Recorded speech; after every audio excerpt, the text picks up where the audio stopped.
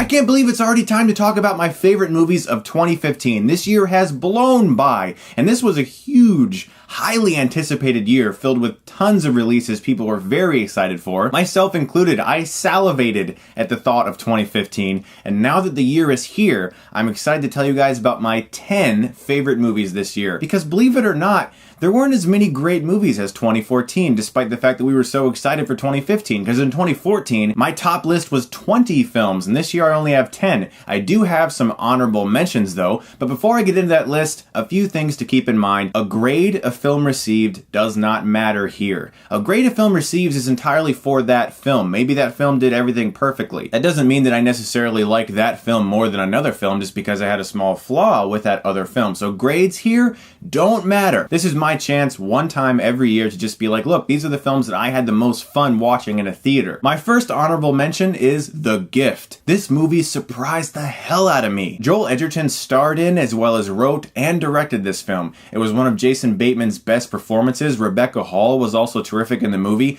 and it had a whopper of an ending that floored me. My next honorable mention is Inside Out, one of Pixar's best in years. I love this movie. It brought me to tears. It was a beautiful animation with great human emotion. In fact, the entire movie was about emotion. Steve Jobs, a very well written, very well acted movie that I had a great time watching, and Mission Impossible Rogue Nation, the 5th movie in this franchise that continues to chug along and bring us awesomeness. All right, guys, it has come down to it. Let's get going with number 10. Sicario blew me away. This movie was realistically gritty and dark. I felt sick to my stomach when certain things were shown in this movie, and that was the impact the movie should have had. It left a very dark impression on me. Emily Blunt was amazing in this movie, and Roger Deakins' cinematography, as usual, gorgeous. Spotlight is one of the best written films of the year. This movie riveted me from scene one. This movie was directed so subtly and so held back that what rose to the top was the need for justice for victims. And that is what should have happened. Spotlight was terrific. The Revenant is one of the best looking films I've ever seen. The cinematography in this movie fucking blew me away. Leo DiCaprio is, again, fantastic. This guy continues to impress me. His performance here was very physical, minimal dialogue. In fact, even some of the dialogue he did have was in another language. It had one of the most intense scenes of the year involving a bear, terrific acting, and brutal, realistic violence that just exploded off the screen. Ridley Scott's The Martian was such a return to form. I was so excited to see Ridley Scott back directing an excellent movie. And Matt Damon's turn as this astronaut who's stranded on Mars was brilliant because it subverted expectations. In a movie like this, you expect it to be really depressing and sad and have this guy be alone and crying all the time, but he found the humor in the situations. It made the movie so much fun. It was so lighthearted, which was such a different thing to see with a film like this. Also, the special effects were great. It's Ridley Scott's best movie in years, and it's one of Matt Damon's best performances of all time. When Marnie Was There is quite possibly Studio Ghibli's final film, at least for now. That's the way it's looking. Not enough people saw this movie. I'm sure a lot of you don't even know what this movie is. Studio Ghibli, if you don't know, has made some of the best animation of all time, and When Marnie Was There was a gorgeously beautiful, haunting animated film about friendship, about being socially introverted, about discovering your family roots, about discovering who you are as a person, and it floored me, and I'm talking floored me. The ending of this movie had my eyes welling up with tears. It affected me in such a personal way. It's a beautifully, beautifully hand-drawn animated film, and if it is Studio Ghibli's last, they went out with a bang! Spielberg, you still got it, my friend. Bridge of Spies is my favorite Spielberg film since Munich. I think it's his best film in at least a decade. He did terrific work on this movie, and Tom Hanks as the everyman, who we all know him to be, just shines in this role. And that's something he does so well. You can watch a Spielberg movie and not even imagine the amount of ingenuity that goes into every frame that this guy is creating. The movie was fun, it was dramatic, it was powerful, it was well acted, and it said something very important, that two opposing nations who have two different views can get along. Quentin Tarantino, in my mind, did it again with The Hateful Eight. Some people didn't love this movie as much as his other films, but I found a great amount of enjoyment watching a bunch of angry people snowed in at a lodge trying to figure out which one is the culprit. I love the location of this movie. I love the feel of this movie. I love the dialogue of this movie. Samuel L. Jackson and his monologue about you-know-what. You guys know that scene rocked. It was fucking awesome. I love this entire film. Kurt Russell dragging Jennifer Jason Leigh around and she also giving a fantastic performance. My gosh. For me, The Hateful Eight was like watching a movie that was released in the 1960s, except with all of the restrictions lifted out of it that would have been on a film released at that time.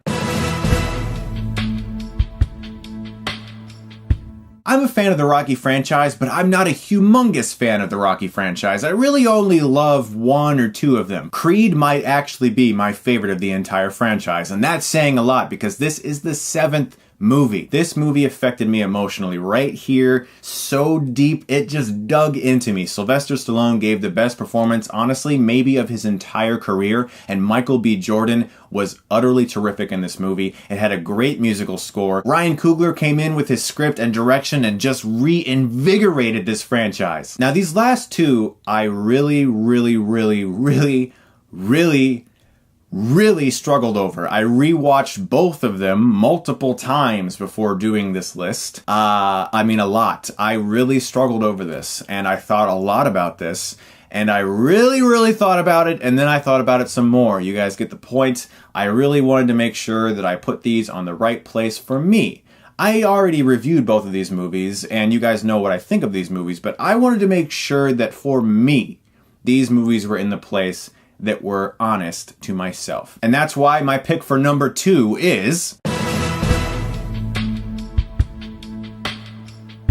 Mad Max Fury Road is one of the best action movies ever made. It was filled with practical effects, amazing stunt work, mind-blowing set pieces, and one of my favorite characters of the entire year, that of Furiosa, played by Charlize Theron. This is the only movie this year that I gave an A+ to because I feel that this movie did everything that it should have done as flawlessly as it could have. And this movie is also one of the very few movies that has come out recently where I genuinely had a sense of discovery while watching it. A sense of, how the hell did they do that? That is so rare nowadays because of the advent of CGI. We go to movies and we just expect some guy sat in a room and probably did it on a computer and worked on it for many hours. But when I watched this movie, there was genuinely a sense of wonderment of how this film was made. And it was awesome. So guys, you can probably already tell what my pick for number 1 is. This was the movie that, for me personally, I had the most fun watching in a theater this year. I have to be honest. If I said that I didn't have more fun watching this movie than any other movie that was released this year,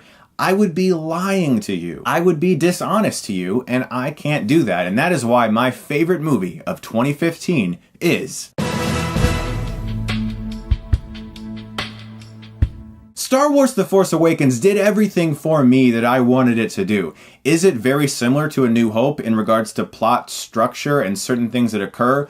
Absolutely. In reality, pretty much every Star Wars movie is very similar to the other Star Wars movies. There's 7 of them now, and there's really only so much you can do. I also look at the fact that Abrams had to relaunch a franchise, and the past 3 films people were mostly disappointed in. I know fans of the prequels are out there. That's fine. If you like the prequels, cool. I've never once said that I hate the prequels. I just think they're really disappointing. My point is that The Force Awakens did everything that this movie should have done. It tributed the old, paying homage to the old while giving it a whole new, fresh sense with characters like Rey and Finn and Poe and the brilliantly realized Kylo Ren, who is not a perfect, complete evildoer. He's a person behind that mask. He has problems. He's conflicted. When he takes that mask off and he's just a person like some guy, a lot of people said, oh, I was disappointed. I was expecting Darth Vader. Kylo in this movie is a person. He's not done training yet. That made him so much more interesting.